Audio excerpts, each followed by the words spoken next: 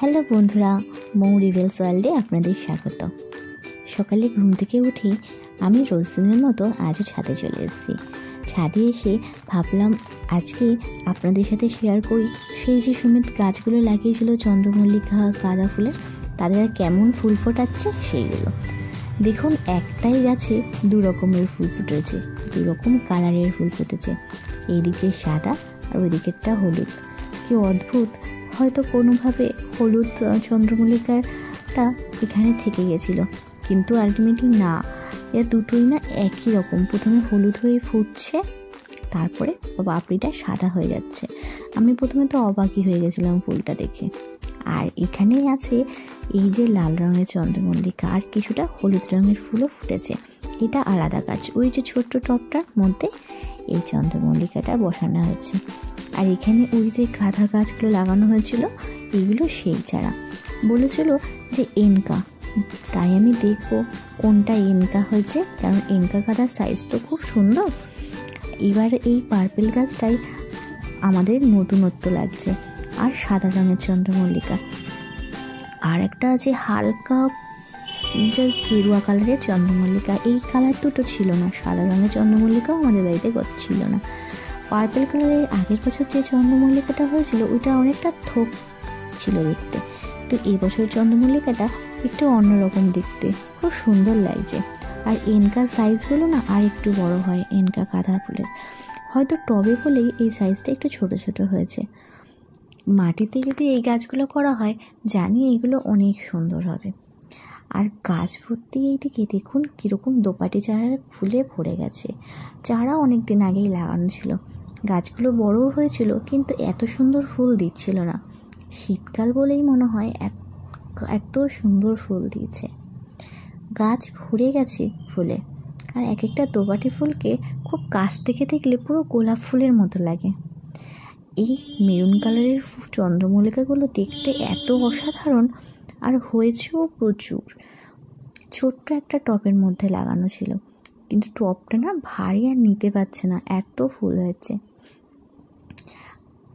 আমি চলে এসেছি নিচে, আর আজকে শেয়ার করব ইনস্টাগ্রাম ফেসবুকের ভাইরাল আমলকির জুস, যেটা আমি একবার করে সারা ফেসবুক আর ইনস্টাগ্রামে সবার আমলকি স্টোর করা হয়ে গেছে। আমি বা কেন পিছিয়ে থাকি, তাই আমিও আজকে এই জুসটা করে ফ্রিজে স্টোর করে রাখবো। তার জন্য আমি কিছু আমলকি নিয়ে নিয়েছি, কিছুটা কাঁচা হলুদ, কিছুটা আদা, আর সামান্য পরিমাণ গোলমরিচ, আর টেস্ট অনুযায়ী পিঙ্ক সল্ট, সব কিছু নিয়ে ভালো করে পেস্ট করে রাখলাম। এমনিতে গোটা আমলকি থাকলে খুব একটা খাওয়া হয় না, আমলকি পুড়ে নষ্টই হয়ে যায়, কি বেশি দিন রাখাও যায় না গোটা আমলকি। তারপরে আমলকিতে প্রচুর পরিমাণে ভিটামিন সি আছে, কিন্তু এতটাই টক লাগে, আমার মতো যারা টক খেতে পারে না তারা হয়তো খেতেই পারে না আমলকিটা। আমার ভীষণ অস্বস্তি হয় বেশি টক খেলে, তাই এবার ঠিক করেছি এইভাবেই আমলকিকে রেখে দেব, অনেক দিন খাওয়া যাবে, আর খুব একটা টকও লাগে না, টেস্টটা খুব সুন্দর লাগছিল।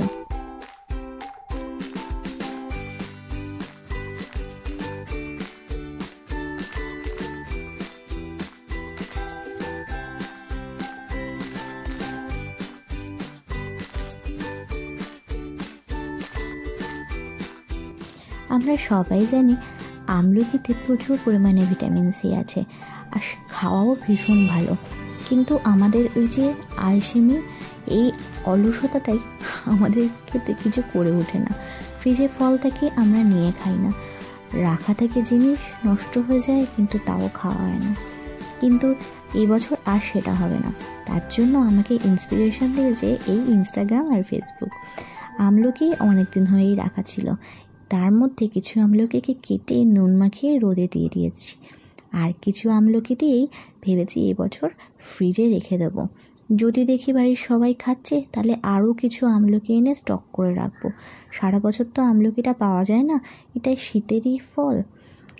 তো যেই ভাবা সেই কাজ, ভালো করে আমলকিটার মধ্যে একটু বেশি করেই পিঙ্ক সল্ট দিয়েছি, কারণ টেস্টটা একটু বেশি ভালো হওয়ার জন্য। দেন এটাকে ফ্রিজে ঢুকিয়ে দিয়েছি। আমার তো মোটামুটি 2 সপ্তাহের ওপর হয়ে যাবে।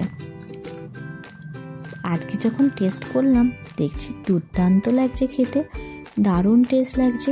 সকালবেলা একটা কিউব বের করে এর সাথে একটু গরম জল মিশিয়ে নিলেই হয়ে যায়, আর কোনো ঝামেলা থাকে না।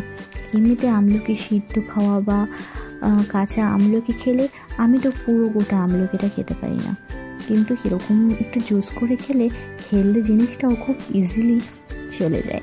একদিন একটু কষ্ট করতে হয়, বাকি দিনগুলোতে কোনো কষ্ট করতে হয় না, জাস্ট গরম জলটা করে খেয়ে নাও।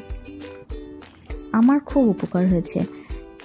আর কি হয়েছে নাকি বলতে পারবো না, বাট আমি যে একদম টক্সিন রিলিজ হচ্ছে সেটা বুঝতে পারছি। আমি ভীষণ লাইট ফিল করছি, খুব ভালো লাগলো। তাও আমি যতদিন খাবো আর তারপরে কি রেজাল্ট হয়েছে সেটা আপনাদের সাথে শেয়ার করব। আজকের ভিডিওটা এইটুকুনি থাকলে, দেখা হচ্ছে নেক্সট ভিডিওতে। টাটা, সবাই ভালো থাকবেন, পাশে থাকবেন, অনেক অনেক ভালোবাসা দেবেন। আর আপনাদের মধ্যে কারা এই হ্যাকটা করেছেন জানান।